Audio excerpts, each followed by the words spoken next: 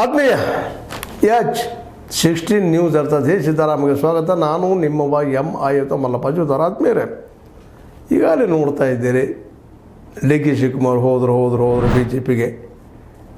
ಅದೇ ಕಾಲಕ್ಕೆ ಸಿದ್ದರಾಮಯ್ಯರು ಇಲ್ಲ ತಮ್ಮ ಬೆಂಬಲಿಗರೊಂದಿಗೆ ಅವರು ಪಾರ್ಟಿ ಹೊಡೆದ್ರು. ಮುಖ್ಯಮಂತ್ರಿ ಮುಂದುವರೆದಿದ್ದರೆ ಹೊರಗೆ ಹೋಗ್ತಾರೆ ಅನ್ನೋ ಮಾತು ಕೇಳಿದ್ದೀವಿ. ಎದ್ದ ತಕ್ಷಣದ ಚರ್ಚೆ ಆದರೆ ಅದಕ್ಕೊಂದು ಫುಲ್ ಸ್ಟಾಪ್ ಇಡುವಂಥ ಕೆಲಸ ಇದರಲ್ಲಿ ಹೈಕಮಾಂಡ್ ಯಾವ ಕೆಲಸ ಮಾಡಿಲ್ಲ ಅಂತ ಆರೋಪಗಳು ಸಾಕಷ್ಟಾಗಿದ್ದು. ಅದೇ ಕಾಲಕ್ಕೆ ಕಾಂಗ್ರೆಸ್ಸಲ್ಲಿ ಬಿಹಾರದಲ್ಲಿ ಅತ್ಯಂತ ದಯನೀಯವಾಗಿ ಸೋತಿದ್ದ ಕಾರಣ ಅಂತ ಹೇಳ್ತಾ ಇದ್ವಿ. ಅದೇನೂ ಇರಲಿ, ಅದು ಈಗ ಮಾತ್ರ ಒಂದು ಹೊಸ ಒಗ್ಗಟ್ಟಿನ ಮಂತ್ರಗಳು ಇಬ್ಬರು ಮಾತಾಡ್ತಾ ಇದ್ದಾರೆ.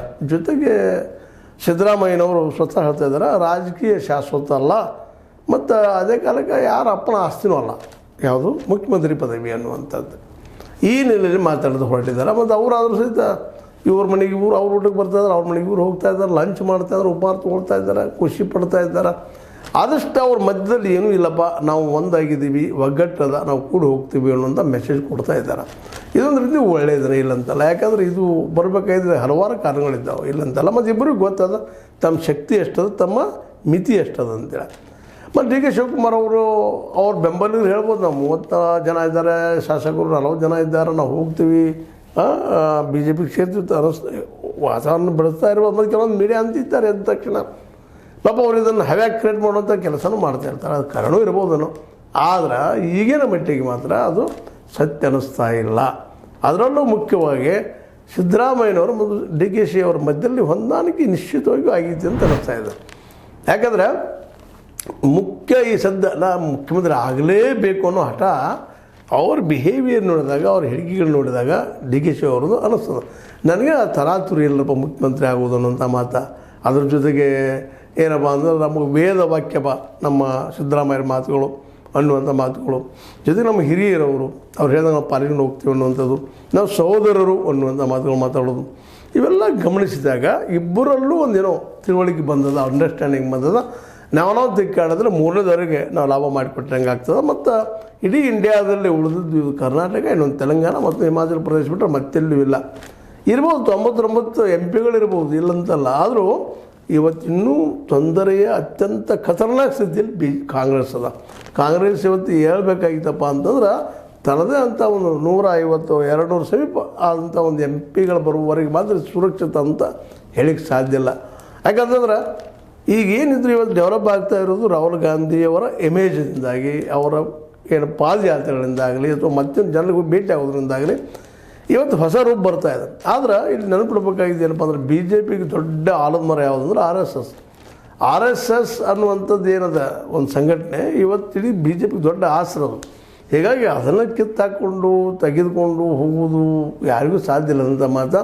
ಮತ್ತು ಇವತ್ತಿನ ಎಲ್ಲ ನಾಯಕರು ಹೆಚ್ಚು ಕಡಿಮೆ ಇದು ಕಾಂಗ್ರೆಸ್ ಬಿಟ್ಟು ಅಂಥ ಶಕ್ತಿ ಇದ್ದಂಥವ್ರು ಯಾರೂ ಇಲ್ಲ, ನಾವು ಗಮನಿಸ್ಬೇಕಾಗಿದೆ. ಈ ನೆಲೆಯಲ್ಲೇ ಇದೆಲ್ಲ ಗೊತ್ತದ ಯಾರಿಗೆ, ಈಗ ನಮ್ಮ ಸಿದ್ದರಾಮಯ್ಯರಿಗೆ ಮತ್ತು ಡಿ ಕೆ ಶಿವಕುಮಾರ್ ಅವ್ರಿಗೆ ಒಂದು ಭಯ ಏನಪ್ಪ ಅಂದರೆ 2028ರವರೆಗೆ ನನಗೆ ಇನ್ನೊಬ್ಬರು ಪ್ರತಿಸ್ಪರ್ಧಿ ಬರಬಾರ್ದು.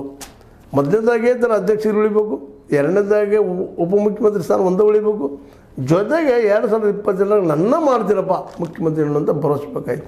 ಮೋಸ್ಟ್ಲಿ ಅದು ಸಿಕ್ಕಂಗೆ ಅನ್ನಿಸ್ತಾ ಇದೆ. ಮೋಸ್ಟ್ ಪ್ರಾಬಬಲಿ ಎಲ್ಲನೂ ಹೊರಗೆ ಬರಲಿಕ್ಕೆ ಸಾಧ್ಯ ಇಲ್ಲ.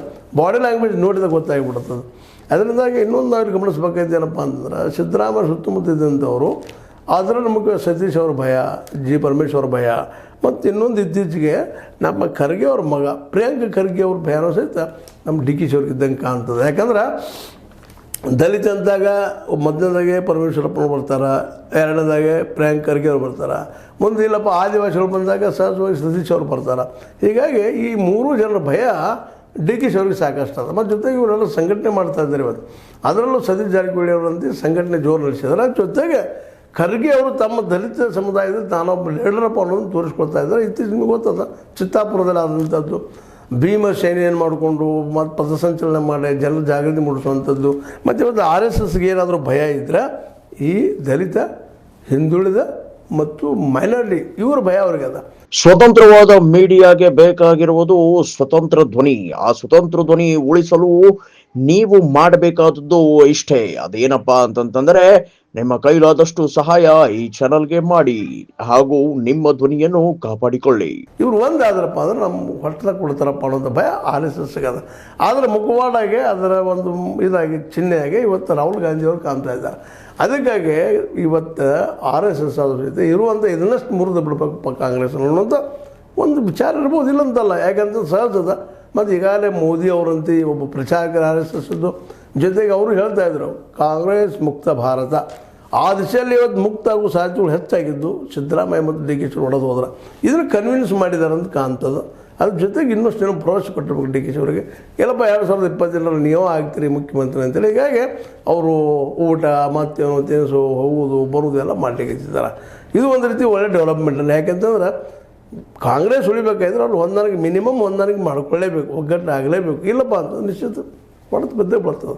ಇದೆಲ್ಲ ನೆಲೆಯಲ್ಲಿ ಮುಖ್ಯ DK ಅವ್ರಿಗೆ ಭಯ ಇದ್ದಿದ್ದೇನಪ್ಪ ಅಂದ್ರೆ ಸತೀಶ್ ಅವ್ರದ್ದು ಮತ್ತು ಇತ್ತೀಚೆಗೆ ಪ್ರಿಯಾಂಕ್ ಖರ್ಗೆ ಅವ್ರದ್ದು ಹೌದು. ಅವರೆಲ್ಲ ಮಲ್ಲಿಕಾರ್ಜುನ ಖರ್ಗೆ ಅವ್ರು ಹೇಳಿರ್ಬೋದು ನೀವು ಬಂದು ಮುಖ್ಯಮಂತ್ರಿ ಆಗಿರಿ ಹಾಗೆ ಅಂದಿರ್ಬೋದು, ಇಲ್ಲಂತಲ್ಲ. ಆದರೆ ಅಧಿಕಾರ ಒಮ್ಮೆ ಹೋದ್ರೆ ಸಿಗುವುದಿಲ್ಲ ಅನ್ನೋದು ಅವ್ರಿಗೂ ಭಯ ಅದ. ಮತ್ತು ಅದೇ ಕಾಲಕ್ಕೆ ಇನ್ನೊಂದು ಭಯ ಹೊಟ್ಕೊಂಡಿದ್ದು ಸತೀಶ್ ಅವ್ರ ಬಗ್ಗೆ. ಸತೀಶ್ ಅವರು ಸಂಘಟನೆ ಮಾಡ್ತಾ ಇದ್ದಾರೆ, ಹಿಂದುಳಿದವ್ರದ್ದು ಮತ್ತು ಜೊತೆಗೆ ತಮ್ಮ ಆದಿವಾಸಿ ಜನಾಂಗದ ಸಹಿತ ಪ್ರಯತ್ನ ಮಾಡ್ತಾ ಇದ್ದಾರೆ. ಆ ದಿಶೆಯಲ್ಲೇ ಅವರು ಸಹಿತ ಇವತ್ತು ಹಿಂದಿನ ನಾಯಕರಾಗಿ ಮತ್ತು ಈಗ ಆಲ್ರೆಡಿ ಯಚೇಂದ್ರ ಅವರು ಒಂದು ರಾಯಭಾಗದಲ್ಲಿ ಹೇಳಿದ್ದು ನಮಗೆ ಗಮನದಲ್ಲಿದೆ. ಏನಪ್ಪ ಅಂತಂದ್ರೆ ನಮ್ಮ ಸಿದ್ದರಾಮಯ್ಯನವರ ಅಥವಾ ನಮ್ಮ ತಂದೆಯ ಫಾಲೋವರ್ಸ್ ಯಾರಿದ್ದರೆ ಅವರು ನಮ್ಮ ಸತೀಶ್ ಅವರು, ಅವರಲ್ಲಿ ಆ ಶಕ್ತಿ ಅದ ಅನ್ನೋದು ಮಾತು ಮಾತಾಡಿದ ತಕ್ಷಣ ಯಾರಾದ್ರೂ ಭಯ ಆಗ್ತದೆ DK ಅವ್ರಿಗೆ. ಅದಕ್ಕಾಗಿ DK ಅವರು ಸಹಿತ ತಮ್ಮ ಒಕ್ಕಲಿಗ ಲಾಬಿ ಮತ್ತು ಲಿಂಗಾಯತ್ ಲಾಬಿ ಇಟ್ಕೊಳ್ಳಿಕ್ಕೆ ಮೇಲ್ಜಾತಿ ಲಾಬಿ ಇಟ್ಕೊಳ್ಳೋಕೆ ಪ್ರಯತ್ನ ಮಾಡಿದ್ದಾರೆ. ಅದಿಷ್ಟರಿಂದನೇ ಇವತ್ತು ಅಧಿಕಾರ ಹಿಡಿತೀನಿ ಅನ್ನೋದು ಅಷ್ಟೇ ಕಷ್ಟದ ಕೆಲಸ ಅದ. ಮತ್ತು BJPಗೆ ಹೋದ್ರೆ ಅವ್ರ ಸ್ಥಾನ ಏನಾಗ್ತಿತ್ತು ಗೊತ್ತದ. ಯಾಕಂದ್ರೆ ಈಗ 2ನೇ ಸ್ಥಾನದಾಗ ಅದರ. ಇನ್ನು ಅಲ್ಲಿ ಹೋದ ನಕ್ಷತ್ರ ಏನೋ ಮುಖ್ಯಮಂತ್ರಿ ಮಾಡ್ಬೋದು ಅವರು. ಅವ್ರಿಗೂ ಈಗ ಏನಾಯ್ತಪ್ಪ ಅಂದ್ರೆ ಕರ್ನಾಟಕದ ರಾಜಕೀಯ ತಮ್ಮ ಕೈಗೆ ತೊಗೊಳ್ಬೇಕಾಗಿ ಸುಪರ್ದಿ ತೊಗೋಬೇಕಾಗ್ಯದ. ಹೇಗಾದರೂ ಮಾಡಿ ಅದನ್ನು ಮಾಡಿ ಇವ್ರು ಮುಖ್ಯಮಂತ್ರಿ ಮಾಡಿ ಕೆಲವೊಂದು ಇಟ್ಟಾಗ ಮಾಡಿ ನಂತರ ಸರ್ಕಾರ ಕೆಲವುದಿನ ಹಿಂದಿನ ಇತಿಹಾಸಗಳಿದ್ದಾವೆ, ಅದು ಮಾಡುವಂಥ ಸಾಧ್ಯತೆಗಳಿದ್ದಾವೆ. ಅದಕ್ಕಾಗಿ ಇವತ್ತಿಗೆ ಮಹಾರಾಷ್ಟ್ರದಲ್ಲಿ ಏನಾಗಿದೆ ಶಿಂದೆ ಅವ್ರದ್ದು, ಏಕನಾಥ್ ಶಿಂದೆ ಅವರು ಏಕಾಂಗಿ ಆಗಿಬಿಟ್ಟಿದ್ದಾರೆ. ಇವತ್ತು BJPಗೂ ಇಲ್ಲ, ಶಿವಸೇನೆ ಜೊತೆಗೂ ಇಲ್ಲ ಅನ್ನುವಂಥ ಪರಿಸ್ಥಿತಿ. ಎಲ್ಲ ನೆಲೆಯಲ್ಲಿ ಯೋಚನೆ ಮಾಡಿರುವಂಥ DK ಶಿವಕುಮಾರ್ ಅವರು ಜೊತೆಗೆ ಸಿದ್ದರಾಮಯ್ಯರು ಸಹಿತ. ಸಿದ್ದರಾಮಯ್ಯರಿಗೂ ಈಗ ಮುಂದಿನ ಏನಪ್ಪ ಅಂತ ಮಕ್ಕಳ ಬರಬೇಕು ಮತ್ತೇನು ಮಾಡಬೇಕು ಅಂತಿಲ್ಲ. ಹೆಚ್ಚಿಂದ್ರಿಗೆ ಮೋಸ್ಟ್ಲಿ ಅಷ್ಟಿದ್ದಂಗೆ ಕಾಣೋದಿಲ್ಲ. ಹೀಗಾಗಿ ಸಿದ್ದರಾಮಯ್ಯರು ಇರುವ ದಿವಸ 2027 ತನಕ ಇರುವಂಥದ್ದು ಮಾಡಿರಬೇಕು. ಜೊತೆಗೆ ನಾವು ಕೂಡಿ ಹೋಗೋಣ. ಇಲ್ಲದ ಅವಿಶ್ವಾಸ ತಂದಾಗ ಸಹಜವಾಗಿ ನಮ್ಮ ಭಿನ್ನಾಭಿಪ್ರಾಯ ಇತ್ತಪ್ಪ ಅಂದ್ರೆ ಒಂದು 23 ಜನ ಜಗತ್ತು ಸಹಿತ BJPಗೆ ಮೊದಲು ಈಗ ಸೆಂಟ್ರಲ್ದಲ್ಲಿ ಅವ್ರ ಅಧಿಕಾರದ ಏನು ಬೇಕಾದ ಮಾಡ್ಲಿಕ್ಕೆ ಸಾಧ್ಯತೆ ಗೊತ್ತದ ಅಂದಾಗ ಸಿದ್ದರಾಮಯ್ಯರು ಭಾಳ ಕಷ್ಟ ಆಗ್ತದೆ. DK ಅವ್ರಿಗೂ ಒಮ್ಮೆ BJPಗೆ ಹೋದ್ರೆ ಹೊರಗಡೆ ಬರೋದು ಕಷ್ಟ ಆಗ್ತದೆ. ಕಾಂಗ್ರೆಸ್ ಇಲ್ಲಾಗಿ ಹೋಗ್ಬೋದು, ಅದು ಸಾಧ್ಯತೆಗಳು ಹೆಚ್ಚಾಗಿದ್ದಾವೆ. ಆದರೂ ಇವತ್ತು ರಾಹುಲ್ ಗಾಂಧಿ ಅವರು ಕಾಂಗ್ರೆಸ್ನ ಉಳಿಸುವ ದಿಶೆಯಲ್ಲಿ ಭಾಳಷ್ಟು ಪ್ರಯತ್ನ ಮಾಡ್ತಾ ಇದ್ದಾರೆ. ಆ ದಿಶೆಯಲ್ಲಿ ಸಿದ್ದರಾಮಯ್ಯ ಮತ್ತು DK ಅವ್ರ ಸಹಾಯ ಸಹಕಾರ ಬೇಕಾಗ್ಯದ. ಹೀಗಾಗಿ ಅಲ್ಲಿ ಹೊಂದಾಣಿಕೆ ಮತ್ತು ಒಗ್ಗಟ್ಟಿನ ಜಪ ಬಂದದ ಕೂಡಿ ಮಾಡಲಿಕ್ಕೆ ಇದ್ದಾರೆ. ಮತ್ತು ಅವನಿಗೂ ಅನಿಸೋದು ಮುಖ್ಯಮಂತ್ರಿ ಸ್ಥಾನ ಅಪ್ಪನ ಜಾಗ ಅಲ್ಲ, ಅಪ್ಪನ ಆಸ್ತಿ ಅಲ್ಲ, ಅದು ನಮಗೆ ಬರ್ಬೇಕಂತೇಳಿ ಈ ನೆಲೆಯಲ್ಲಿ ಒಂದಿಷ್ಟೊಳಗೆ ಇಬ್ಬರು ಇಳಿಯೋದು ಅಂತ ತಿಳ್ಕೊಂಡು ಏನೋ ಆಗಲಿ ಇಬ್ಬರು ಕುಡ್ಕೊಂಡು ಹೋಗುವಂಥದ್ದು, ಇಬ್ಬರು ಮಾತು ಒಂದು ಅನ್ನೋಂಥ ಮಾತಾಡಿದ್ದಾರೆ. ಎಲ್ಲರೂ ಒಗ್ಗಟ್ಟೆ ಎದುರಿಸುವಂಥ ಮಾತು ಹೇಳ್ತಾ ಇದ್ದಾರೆ ಇಬ್ಬರು ಕುಡ್ಕೊಂಡು. ಅದೇನು ಒಟ್ಟಿನಲ್ಲಿ ಈ ಒಂದು ಕಳೆದ ಒಂದು 8 ದಿನಗಳಲ್ಲಿ ಇನ್ನಷ್ಟು ಹೆಚ್ಚು ನಮ್ಮ ಸಿದ್ದರಾಮಯ್ಯರಿಗಿಂತ ಹೆಚ್ಚು DK ಅವರಿಗೆ ನಿಶ್ಚಿತವಾಗಿ 2028 ಕುರ್ಚಿ ಗ್ಯಾರಂಟಿ ಅನ್ನೋದು ಸಿಕ್ಕದಂತ ಅನಿಸ್ತದೆ. ಅದಕ್ಕೆ ಇನ್ನು ಈ ಗ್ಯಾರಂಟಿ ಕಾರ್ಡ್ಗಳನ್ನು ಸರಿಯಾಗಿ ಉಪಯೋಗ ಮಾಡಿಕೊಂಡು ಮತ್ತೊಂದು ಕೆಲಸ ಮಾಡಿ 2028 ಇವನು ಉಳಿಸ್ಕೊಂಡು ಸಿದ್ದರಾಮಯ್ಯರು ಉಳಿಬೇಕಾಗ್ತದೆ. ಯಾಕಂದ್ರೆ ಅವರು ಸಮುದಾಯ ಜನ ಸಾಕಷ್ಟು ಇದ್ದಾರೆ, ಹಿಂದುಳಿದವರು ಇದ್ದಾರೆ, ಮತ್ತೆ ಅವ್ರು ಸಹಾಯ ಸಹಕಾರ ಬೇಕಾಗ್ತದೆ.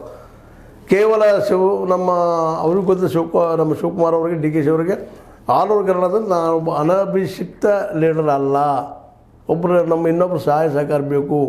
ಅದರಲ್ಲಿ ಬೆಳೆದಂಥ ಸಿದ್ದರಾಮಯ್ಯ ಎದುರು ಹಾಕ್ಕೊಂಡ್ರೆ ಮುಂದಿನ ನನಗೂ ಕಷ್ಟ ಆಗ್ತದೆ, ಕಾಂಗ್ರೆಸ್ ಗೆಲ್ಲೋದಿಲ್ಲ. ನಾವು ಕನಸು ಮುಖ್ಯಮಂತ್ರಿ ಅಲ್ಲೇ ಉಳಿದುಬಿಡುತ್ತೆ ಅಂತ ಗೊತ್ತಿರೋ ಕಾರಣಕ್ಕಾಗಿ ಅವ್ರ ಜೊತೆ ಹೊಂದಾಣಿಕೆ ಮಾಡ್ಕೊಂಡು ಹೋಗುವ ಎಲ್ಲ ಲಕ್ಷಣ ಕಾಣ್ತದೆ. ಇದೊಂದು ಏನಪ್ಪ ಅಂತಂದ್ರೆ BJPಗೆ ಇನ್ನೂ 2.5 ವರ್ಷ ಕಾಯುವಂಥ ಅನಿವಾರ್ಯತೆ ಬಂದದಂತ ಅನ್ನಿಸ್ತದೆ. ಯಾಕಂದ್ರೆ ಇಷ್ಟರೊಳಗೆ ಅವರು ಸಣ್ಣಗೆ ಎಲ್ಲರೂ ಕಾಲರ್ ಟೈಟ್ ಮಾಡ್ಕೊಂಡು ನಾವು ನೆಕ್ಕೆಪ್ಪ ಆಡೋದಕ್ಕೆ ಬರ್ತೀವಿ ತಿಂತಿಲಾಗಿದ್ದಂಗೆ ಕಾಣ್ತಿತ್ತು. ಅದು ಇವತ್ತು ಸ್ವಲ್ಪ ಹಿನ್ನಡೆ ಆದಂಗೆ ಆಗಿದೆ BJPಗೆ. ಇನ್ನೇನಾದರೂ BJP ಹೋರಾಟ ಮಾಡಿ ಇವು ತಪ್ಪುಗಳನ್ನು ತೋರಿಸಿ ಜನರ ಜೊತೆ ಹೋಗಿ ಬೇರೆದು ಮಾಡೋದರಿಂದ ಮಾತ್ರ ಏನಾದರೂ 2022 ಗೆಲ್ಲಕ್ಕೆ ಹೋಗ್ಬೋದು. ಇಲ್ಲಾಂದ್ರೆ ಗ್ಯಾರಂಟಿ ಅಂತ ಕೊಡ್ತಾ ಇದ್ದಾರೆ ಇವರು, ಎಲ್ಲನೂ ಬರೋದು ನಡೆಸಿದ್ದಾರೆ. ಒಂದಿಷ್ಟು ಕಡಿಮೆ ಹೆಚ್ಚು ಕಡಿಮೆ ಆಗಿರ್ಬೋದು, 200 ಯೂನಿಟ್ ಅಂದಿನೋ ಕಡಿಮೆ ಮಾಡಿರ್ಬೋದು, ಮಚ್ಚನಾಗಿರ್ಬೋದು. ಎಲ್ಲ ಹೆಣ್ಮಕ್ಳು ಸಿಕ್ಕಿರಲಿಕ್ಕಿಲ್ಲ, ಬಟ್ ಅದು ಪ್ರಯತ್ನ ಮಾಡಿದ್ದಾರೆ. ಅದು ಒಬ್ರಿಗೆ ಒಳ್ಳೆಯ ಯಶಸ್ಸನ್ನು ಕೊಡೋದು. ಇನ್ನು BJP ಮುಂದಿರುವಂಥದ್ದು ಏನಪ್ಪ ಅಂದರೆ ಅವರು ಏನು ಗ್ಯಾರಂಟಿಗಳನ್ನು ಘೋಷಣೆ ಮಾಡಿಕೊಳ್ಳೋದು, ನಾವು ಕೊಡ್ತೀವಿ ಅವ್ರಿಗೆ ಚೆನ್ನಾಗಿ ಅಂತ ತಿಳ್ಕೊಂಡು ದೆಹಲಿಯಲ್ಲೇನು ಆಯ್ತಲ್ಲ ಕೇಜ್ರಿವಾಲ್ನ ಇಳಿಸುವಂಥ ಕೆಲಸ ಅಂಥದ್ದು ಇಲ್ಲಿ ಮಾಡಲಿಕ್ಕೆ ಸಾಧ್ಯ ಅನ್ನೋದು ವಿಚಾರ ಮಾಡ್ತಾ ಇದ್ದಾರೆ. ಅವ್ರ ಪಾರ್ಟಿಯದ ಚಿಂತನೆ ಮಾಡಲಿ.